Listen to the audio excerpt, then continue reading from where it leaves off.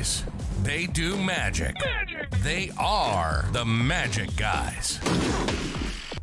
Oh boy, we're here, we've done it, we're here. Look, we're the Magic Guys. Both, we're brothers in arms from different parts of the world. Ladies and gentlemen, welcome to episode 176 of the Magic Guys. To my left, we got Doug Kahn. What's up, y'all? Oh yeah, it's so funny because for me, I would naturally point this way, but it's going to be on the wrong side of the screen. I'm usually upside down looking. I don't know what's happening. You have to fill in a blank at some point tonight. Nick K is on a plane right now to New Zealand. He's lecturing over in New Zealand. So any Kiwis, get ready for some Nick magic. So we're rocking the duo today. But luckily, we've got an amazing guest to take next place. I don't think anyone's going to worry for one episode. Our friends in the chat, what's going on? We got Tim Askin, Gutbuster Mike, Ed. Everyone's here live. This is great. If you're listening to this afterwards, just know you could have been here live, because you never know what's going to happen. We might have to cut stuff that's not going to make it, who knows. But for everyone who is here, thank you. And before we get into the goods, how are you today, Doug? What's happening? How you feeling? Fantastic. I've been magician all day long, been in my creator space, enjoying my existence with kindred spirits. Was in the Discord right before this, watching some young man do his upcoming magic acts and cutting edge magic. What a great time to be alive, to be able to be like on the internet sessioning. And I got a special place where I see special things. It's a good time in my universe. Was that Nick that you were watching, Dragoteer? He did mention, sorry for keeping Nick was there too, actually. We'd set up a poker game in the Discord. We're trying out the poker software to get a little game going maybe. And one of the young men in the Discord, Johnny Clavo, was doing a run through of his contest act, and it's just beautiful. Literally I told him goosebumps from this performance. And yeah, that's what I was doing 20 minutes ago. That's why I was late to you guys. Okay, all good. I mean, for anyone who's not in Doug's Discord, that is a whole nother realm. That's a private affair too. We keep it a little bit locked down just so all the regs don't get in. It's something I offer my YouTube folks. I'm going to be expanding that soon with my next joint. Maybe we'll talk about that next week. But we're eating up time. Look, let me introduce this guy. You said, Doug, will you introduce this guy? Please. Normally Nick does this. I don't have anything planned, but it's pretty easy to do this. I can reflect back to like mid 80s. I remember this. I'd come back from LaRock's Magic Shop with the new hot book from Harry Lorraine. It was star quality, Magic of David Regal. Love this book. So many great things in there. I reflected, like, what did I do from that book? I remember doing Dust, which is we could talk about lots of things, but through the years, this man, David Regal, has just been an influence in my life. I'm sure anyone who's been active in the magic scene for the last, whatever, has seen this guy. He's a multiple award winner from the Magic Castle, a prolific creator, a wonderful author. Let's bring him on, David Regal. Whoa.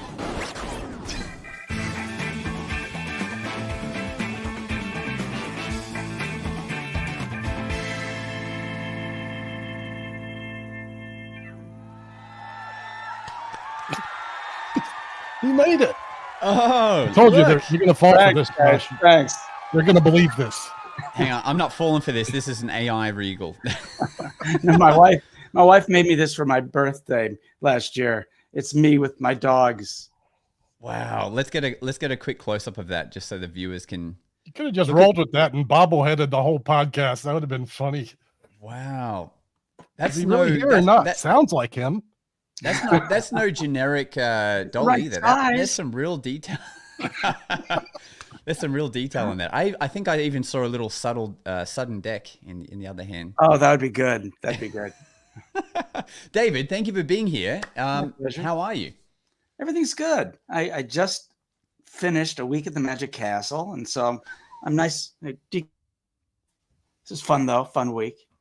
Yeah. Is that a regular thing for you? I think you do a few weeks a year there, or what? I do a couple of weeks a year, and which for me is just right, because I started to admit late in my life, and I admit it to you because I've only started to admit it, I like the process of magic. I like writing material. And I didn't realize that's what I've been doing with every job I've had I was in an improv group, which is basically writing live. And then I became a TV writer, which is, writing on demand and on schedule. And I realized, what I like about magic, I like writing magic. I like writing the material, which is not a great thing to say in the world of magic, which is why I think I didn't say it or admit it, maybe even to myself, for a long time. Yeah, you'll create new acts for the castle, right? You often show up with a brand new set, or do you always do that? Change some things. I mean, it's not like I have a hard and fast rule, but this last set, half of it was new material.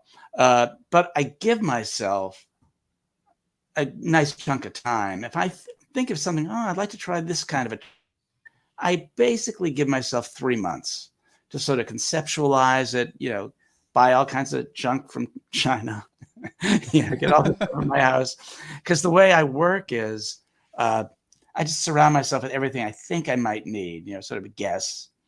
And then just start working. I normally give myself a few months, and that's what it took. This time I certainly didn't waste any of the weeks.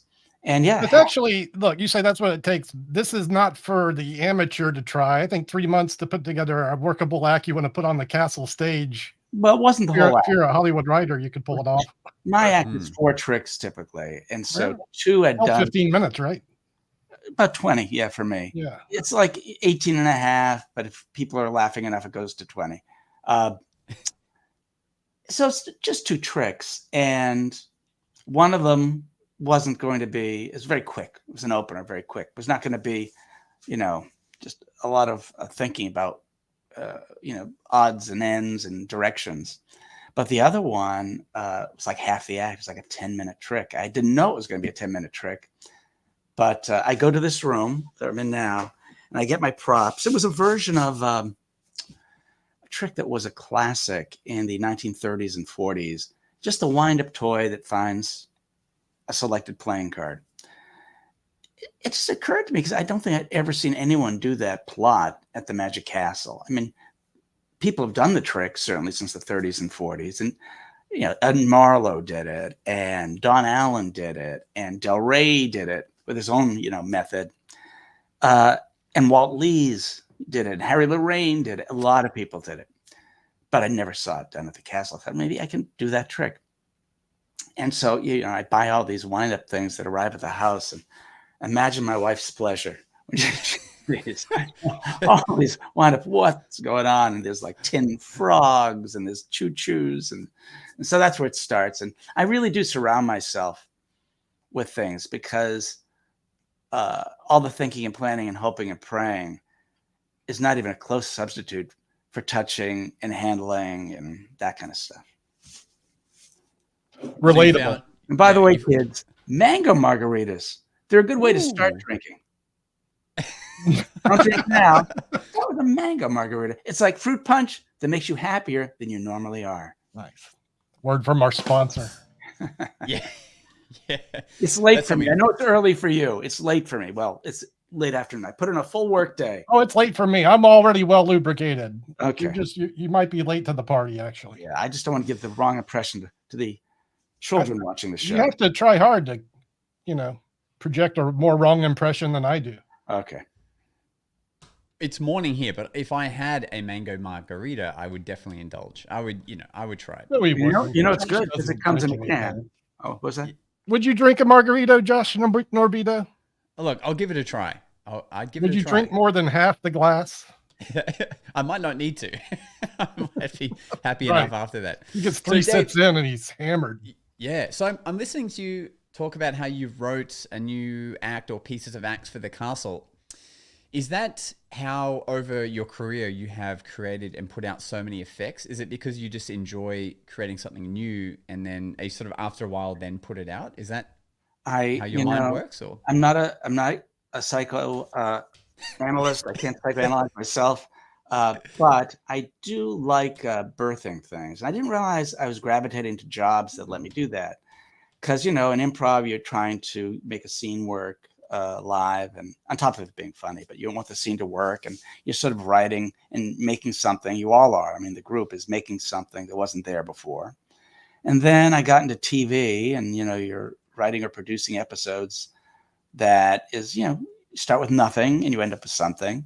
And I realized I just like that process. And I really enjoy performing, but I'm kind of addicted to that process of just making or trying to make things happen. And you learn a lot in that process. You learn not to that the failure is not your enemy. Failure is just something you are going to experience. And I don't know if you know this. I was one of the producers on the Carbonaro Effect, which was a very difficult job for everyone, including Michael Carbonaro. He'd be the first one to tell you that. And I can't imagine. Like I make little TikToks, try and be good, trying to do something on that scale, for on schedule, which is the interesting right. thing. Unfathomable. Is that something you get to like test and tinker with, or is it kind of like you guess the best you can? I guess that's the best word for it, because when people, when I was on a show as just a writer, people say, "Oh, what if you're not funny this week?" It's like, well, you have to be funny this week. What if you don't have any?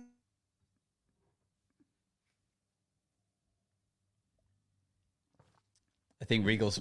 That's Nope, he's back. We lost you for a second. Hiccup. If you could repeat that last sentence. Well, first of all, I apologize for blaspheming. But now that we put out, we missed the good stuff.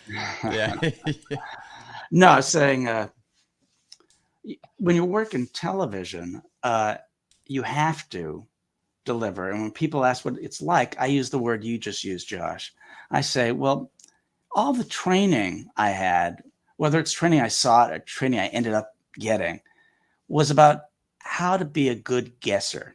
Because in improv, it's live writing, and you get a sense of two things. One is something you absolutely must not do, which is very often a big part of how improv is taught. The things not to do. Don't deny. Say, don't do this. Yeah. But the other side of that is, if you do it enough, you become a pretty good guesser at something that'll keep a scene alive or something that'll provide conflict. And those dramatic situations are comedic situations. So the comedy gets built on that, ability to guess what's going to put gas in the engine of this scene. And then writing for TV, even though you're not standing up, performing it for an audience, you're still guessing. I mean, as a writer, a lot of your life is in writing spec scripts, and especially when you're starting out. So you have to write all these scripts, and they have to be good. And so you have to guess what's going to, grab people and make them excited to turn the page, or excited about the scene, or make them laugh at something that feels fresh. And in magic, it's just the same thing. All magic is written. I say that, and I mean it, because even though I come to magic from a place, of being a writer, even if we're not a writer, it's fair to say magic is written, because we are presenting a fiction. We don't really do magic. We're not really sorcerers. I should have said sorcerers, but we are putting out this fiction, and fiction is written. So magic is written, because magic's fictional. And when you come at it that way, I think you see possibilities in a different way. For instance, the Carbonaro Effect, we had a magic staff. I was head writer, but we had some of my favorite ideas were from other people. And we had, everyone's, pitching and pitching to try and get something that'll work on this show. And the reason it was tricky on this show, briefly, is we didn't really do magic tricks that were overt magic tricks. Michael was always playing a real character in a hidden camera show. Yeah, it's like a magic prank show. Like a candid camera, kind of. Yeah, hidden camera, right. He was the shopkeeper, or your employer, or your co-worker. And our Mark, the person the trick was being done to, could not perceive Michael as a magician, and he could not perceive what was happening, which was a magic trick, as a magic trick. It had to seem like a weird, real life. Like real magic. Or real weirdness, or a product with a strange act. It's going to come across as real magic to the person who's not watching a stage performance. And without the word magic, real event. Take out the word magic. Right. Yeah. It isn't really a magic show. he's acting like what he's doing is just a normal everyday occurrence, and Or he'll be surprised, and the Mark will have to explain it to him. I mean, we did so many of these; it became, fascinating to see how these things worked. And very often, when the Mark had to explain to Michael what was going on, you just had a very, very deep. Talk about the tight wire. You're bringing in these rubes to just pull this, rug out from under them. How exciting must that have been on a regular basis? It was exhausting for everyone. And it's, Michael didn't have that much failure because Michael's very skillful and for the acting component.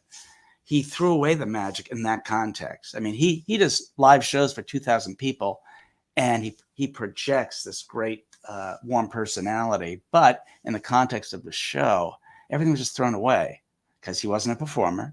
Mm-hmm. This isn't magic that's happening. Yeah. And by the way, Doug, the same thing I said to you, said to the producers of the show early on, I said, stop calling this a magic show. Mm-hmm.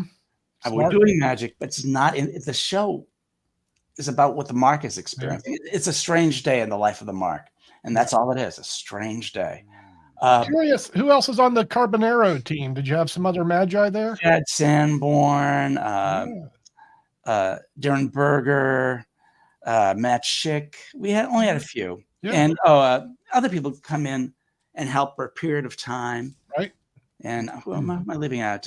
We had different people come in and out. But I mean, he's got you.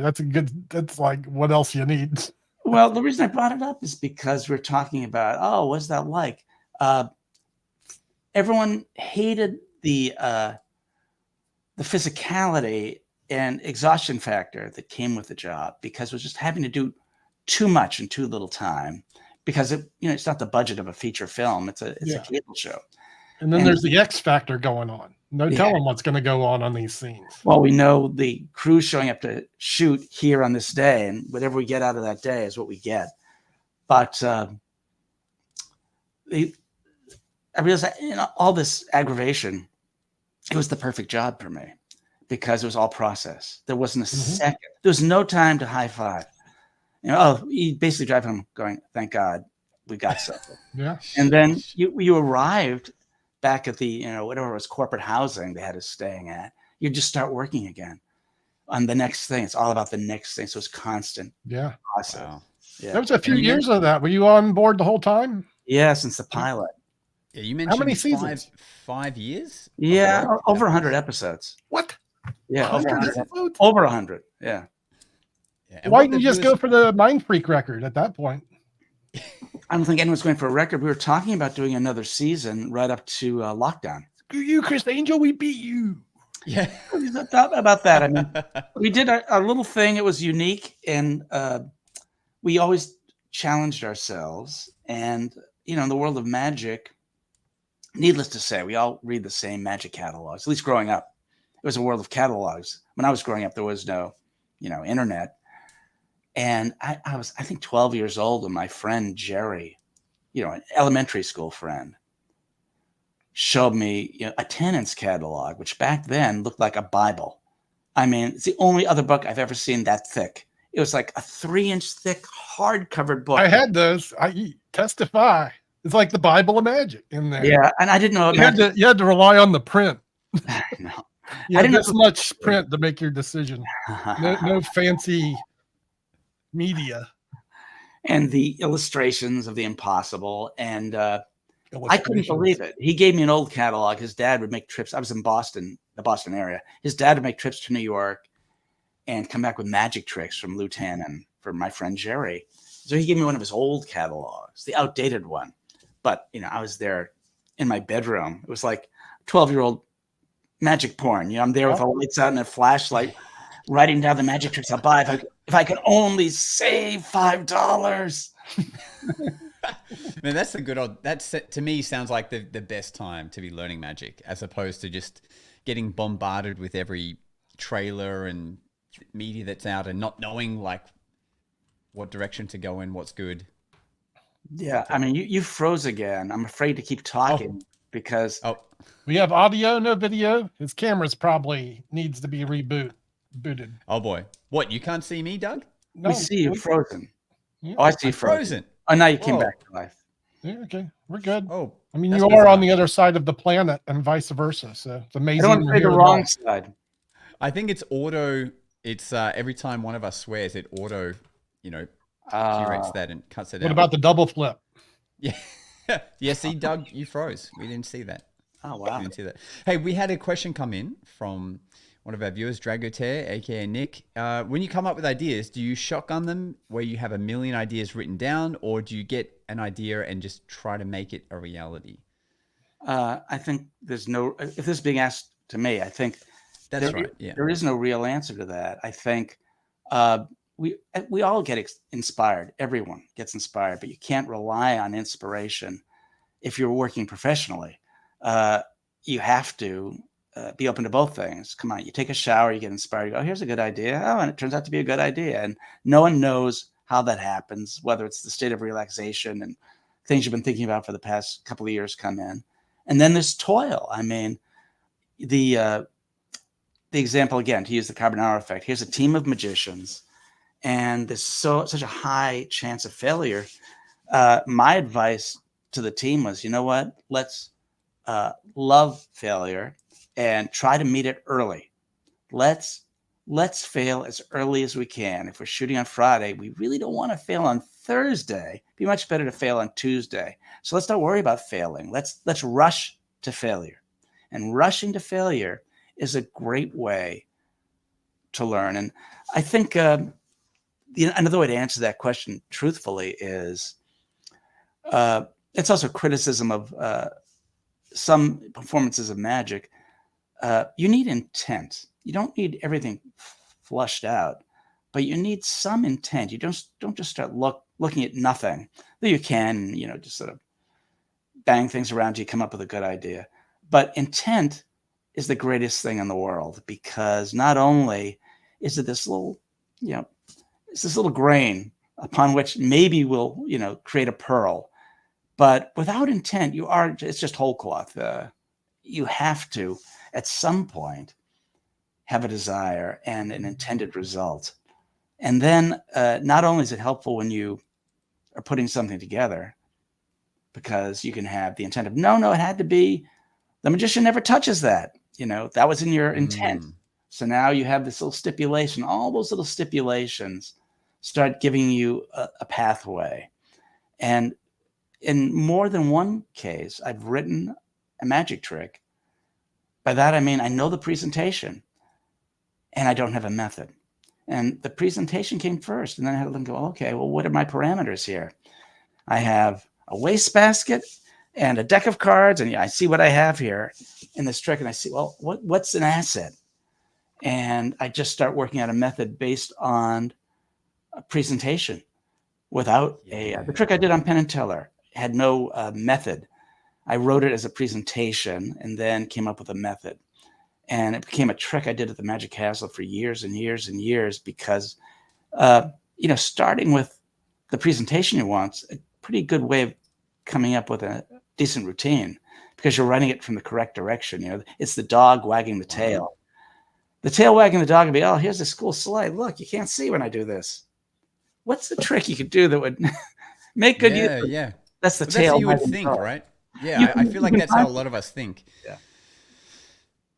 But to do that the other way around, like you're saying, you actually write the presentation first and then Not go, always, oh, yeah. but it's happened more than once. You have to be open to the fact that there are no rule books about how to do something good. And I'm not a fast learner. I mean, I can point to more than one trick where after, it's weird to be able to say this. After 30 years of working on the trick, I realized, oh, this is what I'm doing wrong. And 30 years is a long time to make the same mistake.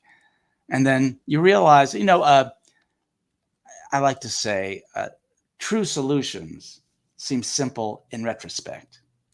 You can't tell somebody, they don't seem like you're a genius. You seem like, well, duh. But, for some reason it took you 20 years and you went, oh, why don't I just, or... Does that ever happen when you're watching people perform your effects online? Like, do you ever see ideas and you're like, oh. Sometimes I used to challenge people.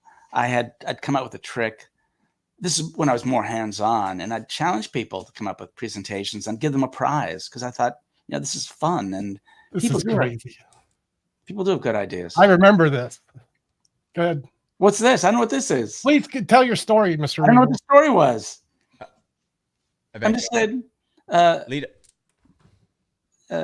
there are different ways of coming up with things. And in the case of the Magic Castle, it's a very clear starting point. I had been doing a lot of research because I'm helping the Magic Castle with their teaching curriculum. And some reading, much more than I normally read, magic books anyway. And I'm sure I flipped through something and saw the bird that finds cards. And it wasn't like any kind of genius. I just thought, oh yeah, that was a pretty interesting plot. So many people did it, and now no one does it. And other times I've done that, I never saw anyone at the Magic Castle do the penetration frame. By that I mean the thing that's sold as plastic now, but used to be sold made out of metal and glass, where you put a hole in a piece of glass and the hole vanishes. I thought, well, that could be a really good trick with the right presentation. And so I bought a real vintage one. I had to get more than one because, they had to get all 20 to appease the wife. Oh my God. Wasn't that bad? Mr. Magic and the Tenyo and the I found the patent, the actual patent for it. I printed it up and I did some Photoshop to change, what the patent said on it to sort of make it part of this trick. And it just started growing, and it became a very satisfying trick. And I just like knowing no one has ever done penetration frame in the Magic Castle. And I without belaboring it, I'll tell you one beat that I remember being very nice. So the whole thing is legitimized as liquid glass, and it's a patent for liquid glass. And so this thing looks like it's pewter, and it's aged because it's truly aged, and it was working great. So I showed them the patent, everything seems legitimate. And then we started doing the penetration effects, and it led to, I always had a glass next to me because I knew I was doing this trick. And by the end of it, and I wasn't going through playing cards to pierce the glass. I was going through I think it was the business cards of the inventor that I had, that had been pierced because there were holes in them already. And I figured out from the patent, and these holes you could sort of see in here, and I do the penetration. But then the cool part is I took the straw from the drink. I didn't use a pen or a pencil. And I sort of weaseled into a hole. So now it's just sticking upright on the glass. Then, so you have just the beat. You think it's so is that balanced? Is it not balanced? Then I turn it, and it would just slowly go down through the glass. But it was sort of like most straws, translucent. So I used a red drink, and I brought my drink under the straw and started drinking through the glass, and that got a reaction. If you think about it, now magic-wise, nothing happened. There's no extra gimmick. But I thought, that's a nice something, that people hadn't seen before. So yeah, drinking the liquid, and you saw it go from under the glass to above the glass in real time. I remember that was fun. Wow. I wonder, that's amazing. I wonder if people no one's thought of doing that, but then that takes that to other things too, like, a coin penetration or, money penetration. Well, yeah, you always touch on these very, to me, fascinating areas of magic. And to me, that touches on something I feel is a truism, that magic being so secret-centric, there's a lot of focus on the secret. And of course, we all want the best method. We like to pride ourselves. Oh, I want the best method. No, everyone wants the best method. You're not special. Everyone wants the best method. No one starts out going, for this, I want the third best method. I want to start off strong, then get kind of shitty. No one says that. So the fact that we all want the best method it's what we all should want, but it doesn't make us special. What we bring to things, besides hopefully a discernment in picking up the right method for this venue, this audience, this effect, yes, it has to be the best method for the parameters we're working with. What we truly bring is what you were just talking about, Josh. We bring effect. The secret is not the effect. And it's alarming to me how often magic is presented without thought to what the effect is. And the audience feels it. It's like, well, I don't know how he did whatever that was. That's their internal monologue. But if we just make a decision, what is this going to be a demonstration of? What is the happening here that they're supposed to believe? What is the alleged reality? It's a lie, but that doesn't come with the directions that tell us the secret. That's omitted in general. So here's this thing that is the effect for the audience, because the bullshit, whatever we're alleging to perform, unless we're a gambler saying, here's how you do a middle deal, and we do the middle deal, that's very straight ahead. That's not me. But I'm just saying, if you did that, then you're just doing what you said you were going to do. But most of magic is a lie about what we're doing. We're lying about what's really happening. So as a performer, we decide what the effect is. And very often, even at the Magic Castle, you see secrets performed. It's like, wow, what's the audience supposed to make of that? They generally like to think this is a demonstration of something, of, oh, this guy thinks I have a bad poker face and he can look at my face and know the card I'm thinking of. Or is this guy actually going to read my mind? No, think of the word on the page. And think of you doing it. And oh my, he really somehow knew what I was thinking. Or whatever the plot is. Oh, look, in my case, this little wind-up bird is going to really find my card. And it's all about the bird. When I do the ambitious card, I have people draw a puppy on the card. And they're calling to their puppy that they drew. And it's sort of obeying them. And when I do the ambitious card, because of that one little decision, I mean, back to the one question we had, that started with not a lot. I thought, oh, what if I did the ambitious card, but instead of having them sign the card, they drew a puppy and they called the puppy. This seems like a good time, if we could, talk a little bit about your printed work. You've been a prolific author, and you've documented these kind of approaches in, I know you have approaching magic and interpreting magic, where you kind of focus more on the presentational aspects. Well, it's both. It's everything. I mean, it's hopefully a full plate. You know? Well, that's an understatement. How many books have you written in your life? Not many, a few, but a good routine is like a nice, nothing's left on the table. How about this? Are you currently writing now? Well, I've been writing a lot of material because I perform at the castle and I write material. And sometimes it's not just for that. I'll like have a thought. Like for a very long time, I just been playing with methods of nest of boxes. So, but I mean, when I say a long time, certainly more than 10 years, probably more than 20 years. I've like drawing the pictures, and is this idea stupid?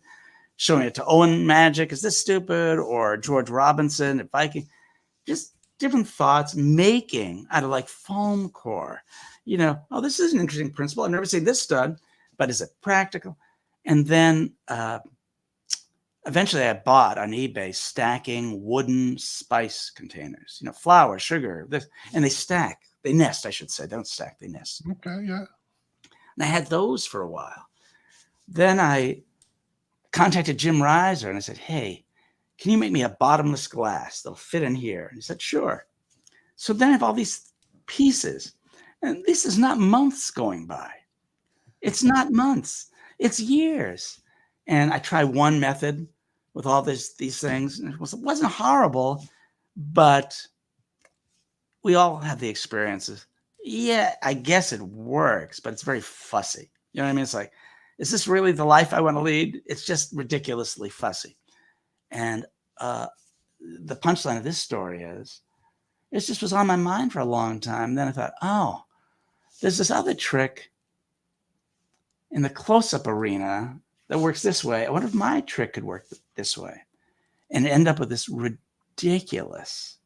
ridiculously lovely method for borrowed ring into a nest of containers. And there I'm in the close-up room. When you spend, like, as I say, certainly more than 10 years, I don't know if it was more than 20, but it might have been, on this, and you had no method that you liked for all that time. And now you're doing this method where, all the things you would intend to be in your trick actually exist. it's unbelievably pleasurable because it's just like, well, okay. And a lot end in failure too. I mean, had that ended in failure, I'd just go, well, it was fun thinking about it. But it's just this crazy method. And that, I got the ring where it needed to be. But did you release this? no, I used to be doing my writing. And that's something I still have to write up. I'm going to look at your catalog just for a second. How many tricks have you released? You probably don't know that answer either. I don't. And there's a section that my son does that. And then there's a section of, I don't know what we call it, like no longer available or blast from the past. That's what he called it. Okay. Blast from the past have a lot in there too. And even when you go on Penguin Magic, for example, your catalog in there is like over 50 releases. well, it's not a numbers game. I like to think that the tricks are good. I use this one. I use this on TikTok still.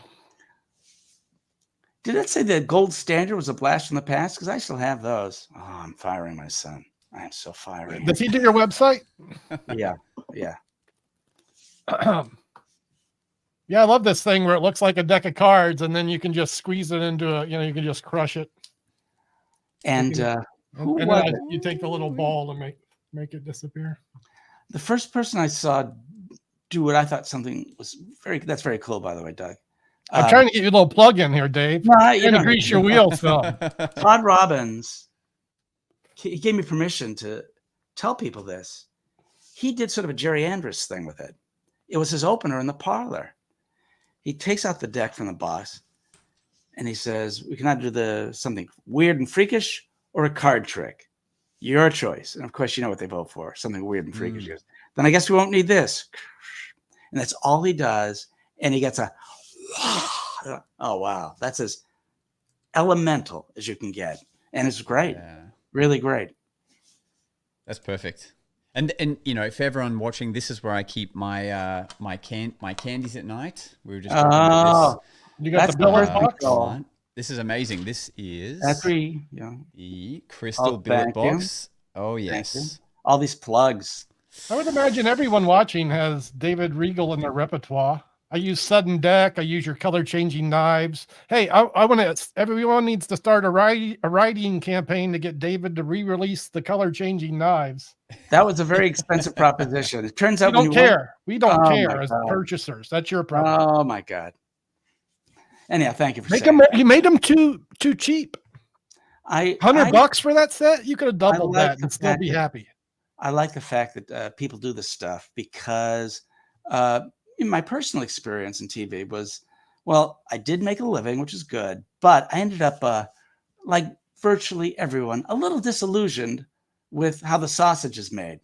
And by disillusioned, I mean, it's like there's great people, friends for life, and then you meet just these people that were just very, let's just call them not great people. I mean, just not great people. And so it's like, wow, this is part of it all too. I guess I was naive.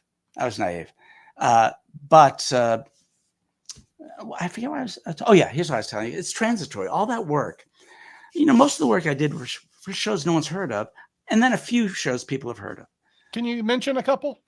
The ones people have heard of are like Rugrats and Everybody Loves Raymond, and then so many you've never heard of. Those little ones, yeah. Trust me. And then there's 10 you've never heard of. But I bring it up because even on the popular ones, it's very transitory work. In other words, in 20 years, is anyone going to be watching this? Maybe one or two people. But with magic, I'm in a lottery. And I don't know if I'm going to win that lottery because I'll be gone. But the lottery is, wow, I wonder if in 50 years, somebody's going to do this trick and some audience is going to laugh or be amazed, say, wow. And that's the lottery I'm in. And, for me, it's a very meaningful lottery. I'm not saying it should be meaningful to everybody, but I like the fact that, I've lit a few fuses and they go on or they don't go on. Yeah, they say you die 2 deaths, one when they put you in the ground and the other one when people quit talking about you. Oh, well, but I don't know. I'll never know if I win that lottery, but they're going to be talking about Regal you're going to be like I don't care. I'll be gone, but I like the fact that it has its own life It has its own life. I have a magician brag from this year, and the magician brag from this year, which I found very gratifying. Because as I say, if I was a full-time pro magician, which I've never been, magic has saved my life financially over and over again. But I love it so much. I'm so obsessed by it. I was afraid to say, oh, this is how I'm going to make my living. I'll make my living here and have this other thing I love. Because in the world of TV, a lot of, will you love me? Will you love me? Please love me. And in magic, it wasn't that. It was just this sort of creative and wonderful place for me. And I didn't want it to become a place of anxiety or a place of, I don't know, negativity. And so I always kept them apart, and life brought them together. It just sort of brought them together. All of a sudden, I'm doing this one TV show with magic, now this other TV show with magic. So it just sort of happened. But I am you're sort of in love with the fact that these things that we come up with when we do have their own lifespan that is unknown, but it's a very positive thing to put out in the world. And this year, I say my brag this year, I was just so amazed that I'm watching an episode of Fool Us, and I see two of my things being done in the same episode. And one of them is being done by Penn and Teller. And I go, wow. Holy crap. Wow. Holy crap. Yeah. On my last live stream, I was spotlighting things that had crossed my path recently, and I was highlighting your Genie article. You're writing for Genie these days, and that last thing you published with the license, the magic license. That's a good one. That's a good one. They're not all that good, but that's a good one. Well, that is a good one, though, right? Yeah, it is a good one. It's a good one. That could have been a commercial release, kind of. I guess it's kind of hard to put the license out, but no, I mean, you put a picture there. It's for people. I mean, it's just it's for people who are just listening. If you're a Genie subscriber, you can get it online. It's a principle that I stumbled upon that is very resilient and very applicable. Super commercial to card magic, and it doesn't cost anything. I mean, if you have a modicum of Photoshop or Ersatz Photoshop skills, you can make I make a magic license that I carry with me, and ends up being a very good card trick. But there's it's like a driver's license, but it's a magic license, and then a card trick happens with it. So good. Anyhow, thank you for saying that. I'm happy you noticed it, because you never know. When you put something in a magazine, people will notice. Thank you. And now others have noticed because I talked about you. And if you die tomorrow, I'm going to keep talking about you, David Regal. So you asked if I'm still writing. Well, I generate material because I Zoom with other magicians. Mm-hmm. And it's very helpful, especially like when I work at the castle. That's part of my 3-month prep. I'm talking to magicians and I'm showing them something. And sometimes they have some fantastic input. Yeah, it's really I can imagine your Zoom meetings are a little above the rim. You know what? Good ideas are everywhere. Good ideas are everywhere. And one of my best notes was from a non-magician. And in fact, it's the trick I did on Penn and Teller that I really like so much. It's the plot has been done many times over the years, sometimes with crazy, stupid props, sometimes without. But the plot is a last card effect. In other words, a card is predicted. The audience gets to allegedly eliminate all cards in the deck but one, and it matches the prediction. Many versions of that trick exist. Juan Tamariz had a version he sold, and it's a trick that's out there. The plot, I should say. And I thought, well, what would be this great presentation of that plot? And I again, in that case, I wrote the entire routine, including the jokes and whatever. Wrote the whole thing. I'm not saying this is the way to come up with magic. I don't always do that. But in this case, I did. I thought, oh, you could do this and this and this and this. And then I wrote it out and was like, oh, that looks like a routine. I didn't have the method. But then I came up with a method. My cups and balls, which a lot of people comment on, I didn't have a method. And the method ended up being a crazy funny method. Love that routine so much. Then there was no method, Doug. I wrote the whole routine with no method. Then said, how do I make that happen? Thanks. It's got the great story with it. Comes full circle. Well, yeah, for people listening, my cups and balls it's a very simple concept. And by the way, at that time, it was the only trick I performed. And yeah, now I do a couple of weeks a year at the castle, but there's a time I do 4 weeks, 6 weeks. I do a lot.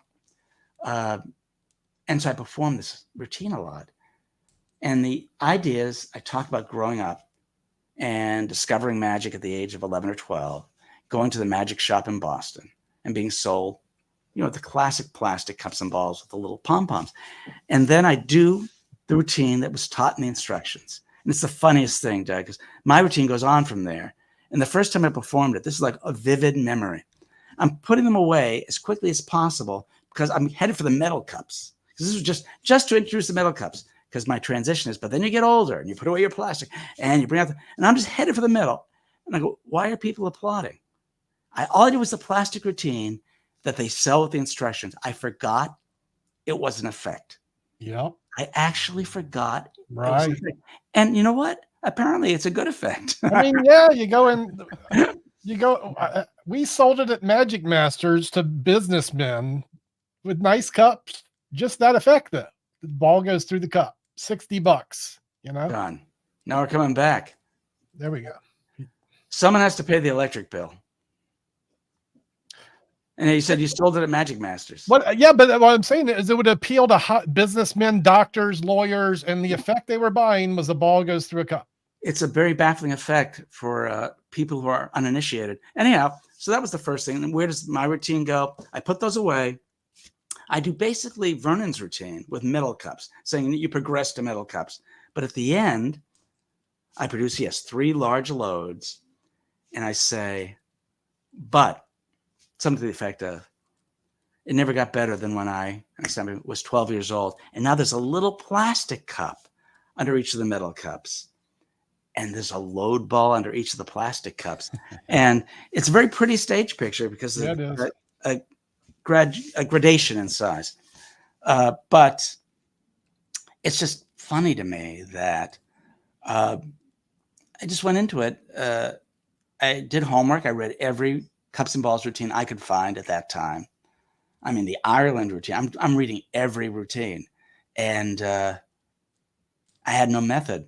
So the fact that it ended up being a funny method, that's just sort of icing on the cake because it just ended up funny.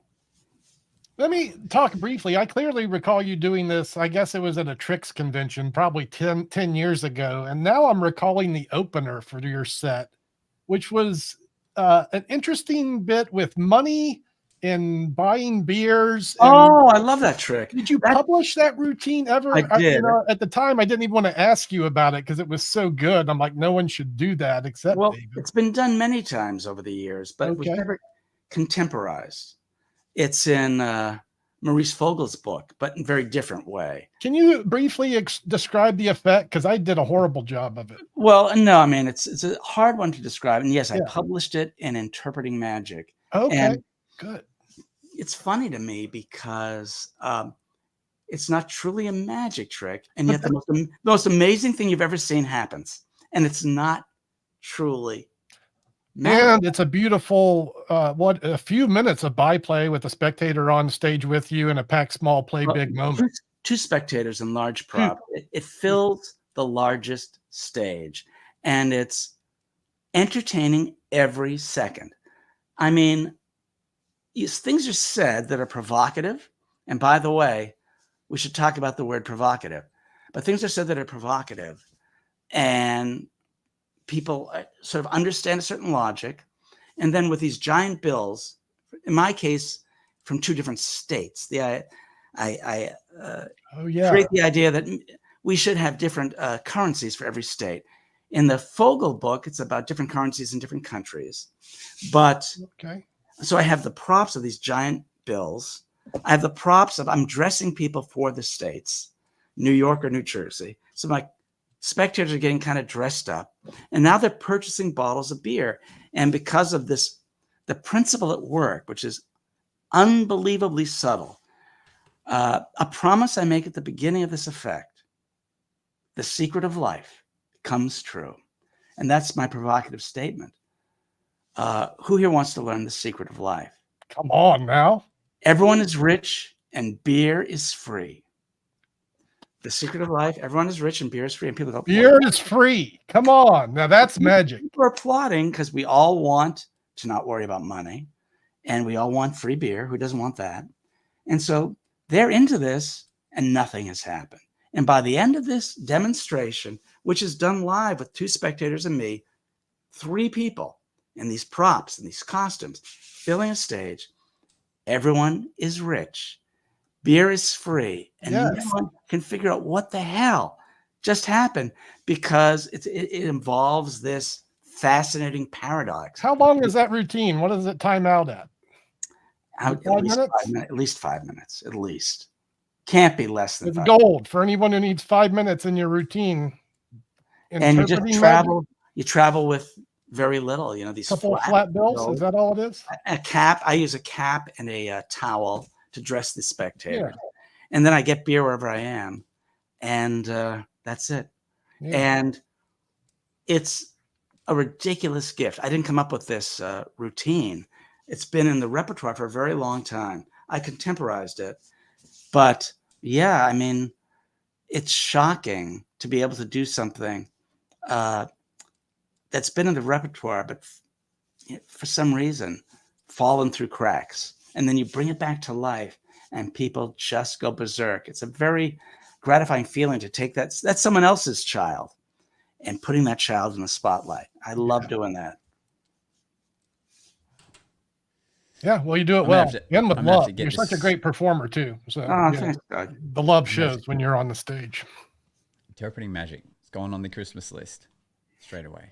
Yeah, but dude, telling you, I don't know how many gems you've buried in books like that one, but I was very lucky. I was taught, for a while, it's another thing in interpreting magic. I collected ace assemblies. I'm not one of these people that thinks every card trick is a good trick. I just don't. I love cutting to the aces. I think it's such a great commercial plot because it feeds into people's idea of what a gambling cad could do. It feeds into people's idea of, if I was the luckiest person in the world in Vegas, what would I be able to do? It just feeds into all these things. They're already dormant in your audience. All you're doing is giving these dormant ideas a nudge. They're already there. I love that plot. So I'd collect everyone's. Here's Larry Jennings' version. Here's Bruce Servan's version. Here's everybody's version. And for a while, I had them in my head. I can't do that anymore. But I had whatever it was, 20 versions I could do. I was interviewing Johnny Thompson for Genie Magazine. And so we're palling around for a couple of days in Vegas. It's fantastic. And he's talking all about his relationship with Ed Marlowe. I didn't know he had a relationship with Ed Marlowe. Goes, oh, yeah, the sewers in Chicago. I didn't know this part of sewers. Johnny. Oh, yeah, yeah. So Johnny had some funny stories about Ed Marlowe, which not all were determined print-worthy. Oh, did we lose somebody? Are we still online? Ed doesn't like Marlowe. He's a Vernon file, so he actually left. He turned his camera off for that reason. He did. Oh, wow. Are you serious? No. Oh, should we wait? We don't know. Let's keep talking about. Let's trash Marlowe. We're not recording anymore. We're just talking to each other. I think we should wait for him to come back, is what I'm thinking. I don't know. Let's look at your catalog for a minute. Let's do a little capitalism. You got a new trick out. And Crazy Town. What's disposable deck? Is this still available? I guess it is. Yeah, I've got those. What's the new one? Crazy Town? That Vanishing Ink put out. But of course, they announced it for sale and then their business burned to the ground. So I don't know how many are out there, but I've been doing this trick for a couple of years. And trust me, Doug, I don't think all tricks are created equal. I do tricks, hopefully that fool people. But what Crazy Town is one of those rare tricks that overwhelms the audience. I don't have many tricks like that. Give us the elevator pitch. What's the effect? I'm bad at that. I've never thought about the elevator pitch to be, but basically it's this. I talk about how magicians aren't very fair. You deserve better than that. They have ways of making you pick cards. And I'm showing them cards the whole time. They can look in the eyes of the cards you're thinking about, and I'm showing them the deck face up. So, they're seeing everything. Yeah. You deserve better. We should go to Crazy Town. and I shuffle a package of face-up cards that I'm putting in front of people. Everything's face-up. I use 4 people. Everything's face-up. Okay. So everyone's seeing everyone's cards, and they're not like squared piles. You're seeing all these different cards. As you turn over your piles, if you want to, you can mix them up. You don't have to. If you want to, you wanted to cut, you can cut. You wanted to cut, you can. Everyone happy now? I like asking people if they're happy. Well, my hands are up here. No more shuffling or cutting? Great. And I start turning over the cards, and they are dissimilar. You got a queen, you got a this, and they start showing other cards that they didn't pick. If you want one more, you would have had that. 2 more, you would have had that. And I turn them over, and there couldn't be more different. There's a 3, a 9, a 6, and a queen, just completely different. And I say, it seems like these have nothing in common, but I've been withholding information because I had a dream last night, and you were in it, and you, and you, and you. And I left out an important thing. Oh, were we off the air for a while? Sorry, No, I was trying to segue quietly to this went through me very quickly. I was like, you know what? I know they'll keep chatting, but then you realize you're ruining the elevator pitch, Norby. Yeah. Sorry, no, I was still what listening. happens? I want to know the end of the trick. Oh, the end of the trick is I forgot to tell you at the beginning, because when I say it's not fair, when you're with a magician, you should always magician-proof a deck. And I take out a blue deck at the very beginning. The guy writes his initials on a sticker, puts it on the deck, puts it in my pocket. That happens before anything. Now they go through this unbelievably fair selection process with a different deck. They're seeing nothing but different cards. And it's belabored. And I turn them over, and I say, yeah, I had this dream, and you were there, you were there, you were there. The dream was so profound. I did something. Do you remember about 25 minutes ago, you magician-proofed a deck, and you put it in my pocket? Take it out now. Is that still your sticker with your initials? Yes, it is. You say, the dream was so vivid, I predicted 4 cards. I take out the blue deck, and people are burning it. I just ribbon spread it face down on the table, and there's 4 face-up cards, and each one matches the card on the table. And they start going, oh my God, oh my God. And I go, and the dream was so vivid, I didn't even bother bringing any other cards. I turn over all the cards. Every card is blank from that blue prediction deck. Wow. Yeah, and I have very few tricks in my repertoire that overwhelm an audience. And so I'm not an idiot. I realized, this is better than what I normally do. I better keep it in the act. But I put it out there because, I'm not going to be performing forever. I'm at just that age where you go, I can keep doing it. I don't know how much longer. Yeah, you mentioned off air that now you sort of, you're at this fantastic part in your life where you can pick and choose when you want to perform. So, I do that. And I also, just on a personal note, when I worked on the Carbonaro effect, I didn't see my wife for 5 years. And I did marry her because I like her. And I thought maybe we should hang out a little bit, before this merry-go-round comes to an end. So I really do value the other parts of my life. And it took me a very long time to get to a place where I didn't have to, live in fear, take every single gig. I'm a person who took every single gig. There were no exceptions. The answer was yes. And eventually, we got through the hard part of life. You're raising the kids and you're paying off the big bills and all that stuff is just, I did, even as a TV writer, I was a working man. I was like you said, like always on to the next one. Nothing's ever permanent in that universe, right? So you feel like you need to be doing that. People think everyone's on a 10-year hit show. There's a few of those every generation. Most TV writers are looking for the next gig pretty much constantly. And I've done everything. I've done a little bit of everything. And do you have advice to magicians that are in that take every gig part of their life? Well, first of all, I always hate talking about how I can take it, how my life has changed. But I'm old enough for my life to have changed. I don't feel guilty in that respect. And I worked unbelievably hard to, just sort of be able to change my priorities a little bit. But of course, you take every gig for a long time. I think that's true with all professions, but in particular, creative professions. And the advice I have is you really need to enjoy your work, meaning enjoy magic, and B, it helps to like people. This is a two-way relationship, magic, and every now and then I think we've all seen the magician who seems to not enjoy doing magic, and that to me is a tragedy. What a bad decision to make if you don't enjoy it. You really should love magic, and if you start disliking your audiences, you've made your life very difficult. I've always liked people, but it took me a long time to realize, oh, I don't have to hide the fact that I honestly like people. It's not like I come out and say, oh, I like you. None of that.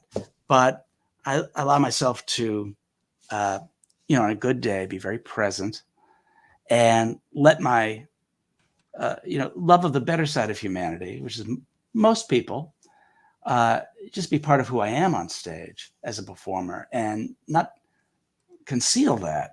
And it made a big difference for me. So yeah, it's true. If you don't like people, you better pretend you do. It's like I talked to the juniors at the Magic Castle. They had me come in and do a talk.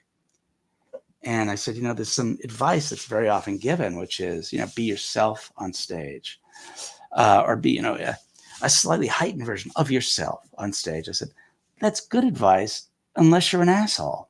If you're an asshole, here's the thought, don't be you. If you're an asshole, maybe be someone else, because But just maybe you could be an asshole. It's a tough one. I had a professor, psychology professor, 8:30 in the morning class. And this is a very tough audience, these students, of which I was one. And he said something once, he's always trying to wake us up. I thought, this is the most superficial thing I've ever heard. I can't believe. It's so superficial that it's freezing. That's how superficial it is. He'll come back. So this psychology professor says the following. He says, we tend to like people who like us. I thought, well, that sounds ridiculous. And of course, as I've gone through life, truer words are never spoken. And then I hear, a company, back in the days of CDs, there was a company releasing full Vegas acts of Vegas performers who were recorded. And instead of like pulling out a track to go on an album, they just said, you know what, we have the whole thing. Let's just put the whole thing out. And Sammy Davis Jr. was one of these guys who some people called him the greatest entertainer who ever lived. So here, I got the CD, I put it in, and I paraphrase, but he opened his act by saying something like, a lot of these acts you see in Vegas are going to come out, do 20 minutes and go back to their dressing room. Oh, I'm going to do way more than an hour because I'm a ham and I love performing for you people. And he got this ovation. And nothing had happened yet. But what was he? Well, people tend to like people who like them. And he came out liking them. And on this, recording, you need no further proof of the truth of that statement. It's like, wow, this is a very powerful thing. Just like magic wants to be positive. It doesn't have to be. I've seen a lot of stage acts that prove, oh, look, magic can be depressing. Oh, look, I'm being killed by magic. Oh, and you see a lot of acts that way that, for whatever reason, have gone that direction to show us that it is possible to show a dark, horrible, negative side of magic. Yep. But it's demonstrably provable that magic inherently wants to be positive, all magic. Because to be magic, you're saying one thing. Oh, you thought this was a boundary? It's not. Well, our life is coming up against boundaries. Everyone's life. That's the experience of living. Doesn't matter how rich you are. You come up against boundaries. And to have this, performing art, you say, here's a boundary, poof, it's gone. That's intrinsically positive. So that's what magic is. And to ignore that and not use it as a asset is a little bewildering, but I get it. People want to sort of play all the notes on a scale. But if you just look at magic all by itself, It's this phenomenally powerful statement. Wow. That already feels like words to end the podcast with because they're so prolific, but we're going to try. Good luck with your editing. For one more. Yeah. For one more? Yeah. So, but this went so fast, David. First of all, we just want to thank you for spending this time with the magic community. This is such an honor. I don't even know how we got you to be here today, but I'm so thankful. We have the link to all of David's work where you can learn from him, get his products in the description below. I believe it's regalmagic.com. Does that sound right? That'll do it. Yeah. Plus, I mean, one of the first times I really got to consume a lot of your work was even on your Penguin Live lecture.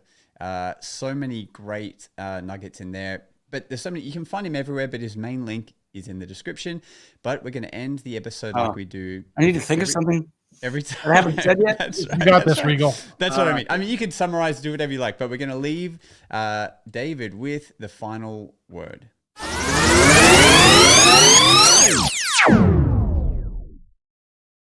The final word is not to be too touchy-feely about it. Is what we do helps people get through life a little bit. When people see magic and they're astonished, it's connecting them with, a feeling they haven't had for a very long time, even if it's a comedy effect. When you're an infant or a toddler, you just laugh. You laugh and you're delighted and you're amazed. And it's involuntary laughter. And when I see the best magicians in the world, like Armando Lucero, I look over and there's some captain of industry. Is he worth $1 billion? Maybe. And he's rolling back and he's kind of the floor's gone out from under him. And I think this man has not felt this way in a very long time. I think at the end of the day, that's what we do better than anything. So that's my final word. Thanks for listening. It's time for us to disappear now. But we'll see you again on the next episode of The Magic Guys.